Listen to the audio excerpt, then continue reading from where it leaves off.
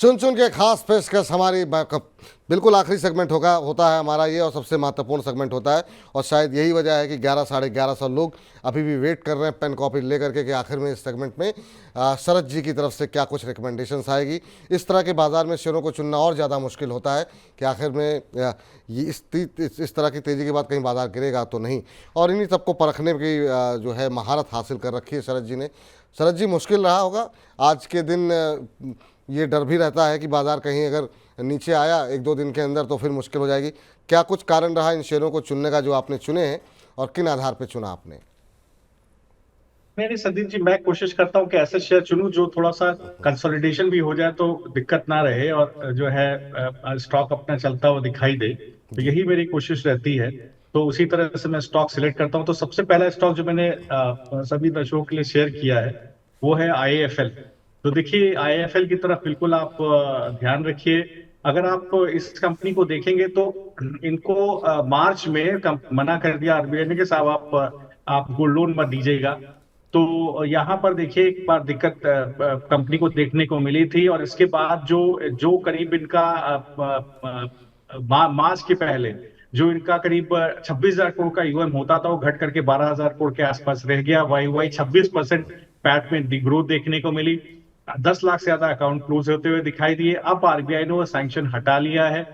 तो देखिए यहाँ पर एक बार दोबारा पेयरिंग होती हुई दिखाई देगी। पुराने मार्जिन से एक बार हो सकता है दोबारा आपको रेस्टोर होते हुए दिखाई दे।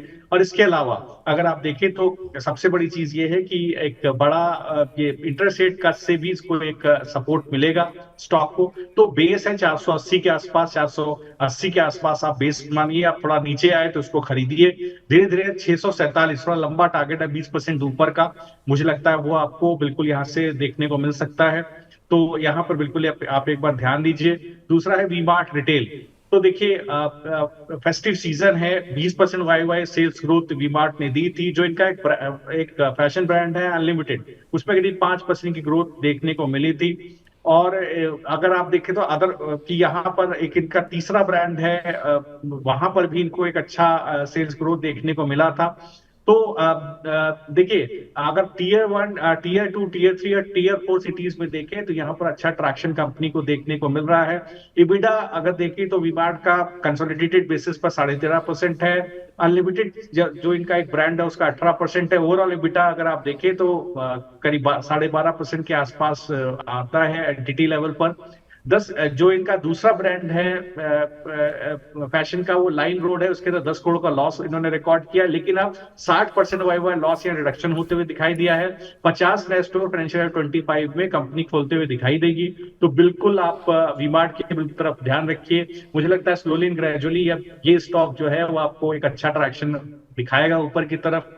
आप करंट भाव पर भी इसको खरीदारी कर सकते हैं। 3730 के पास आप स्टॉप लॉस रखिए।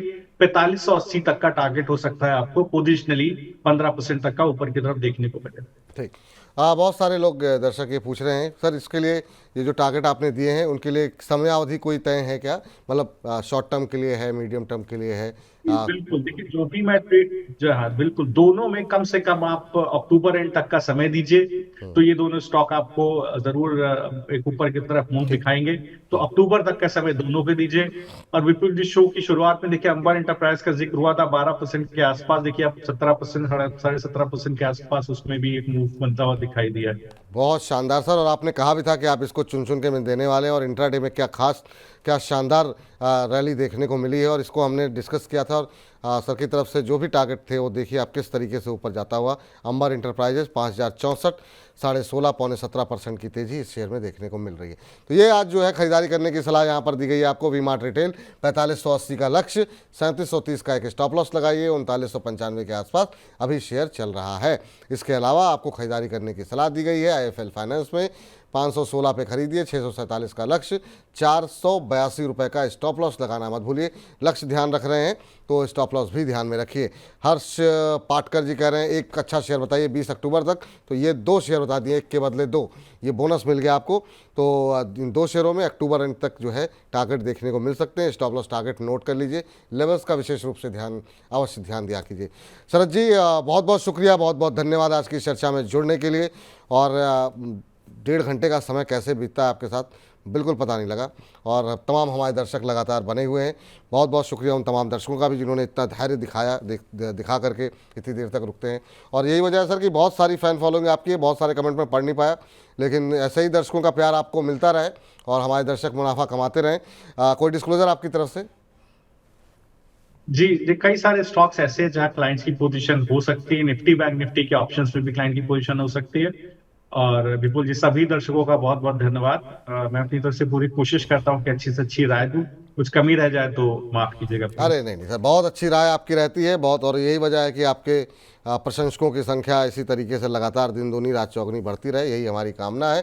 तो अब इस कार्यक्रम को समाप्त करते हैं। जिन दर्शकों के सवाल नहीं ले पाए हैं, माफ़ी चाहते हैं। प्रेम कुमार जी कह रहे हैं कि विपुल सर क्या गलती हो गई जो आप हमारे सवाल नहीं लेते, कल पक्का ले लेंगे सर, तो आज के लिए माफ़ कर दीजिए। बहुत सारे लोगों के सवाल नहीं ले पाए हैं। आज कोशिश ये थी कि 100 रुपये से सस्ते शेयर वाले ज़्यादा से ज़्यादा शेयर जो है वो डिस्कस कर लें। तो मुझे इजाज़त दीजिए और लगातार मनी 9 के साथ बने रहिए। फिलहाल के लिए नमस्कार।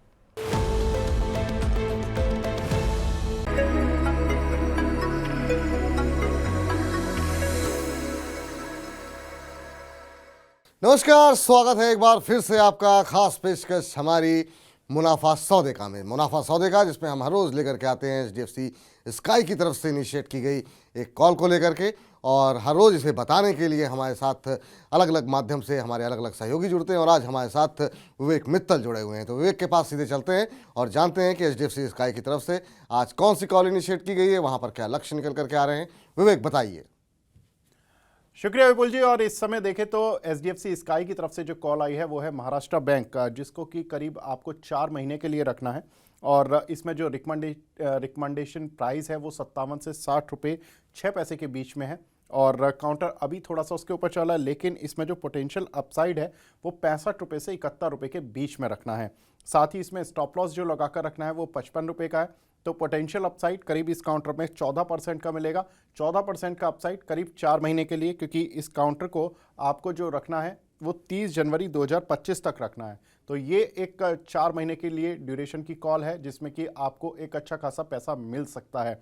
ये trading calls HDFC sky app का एक फीचर है, जहां आप HDFC स्काई की in house expert research team से भी रिकमेंडेशन ले सकते हैं।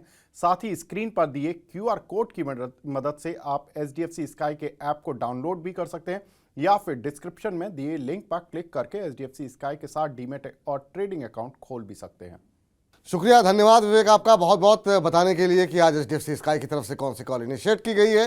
तो फिलहाल हम अपने इस खास पेशकश को यहीं पर समाप्त करते हैं, लेकिन आप लगातार बने रहिए मनी 9 के साथ।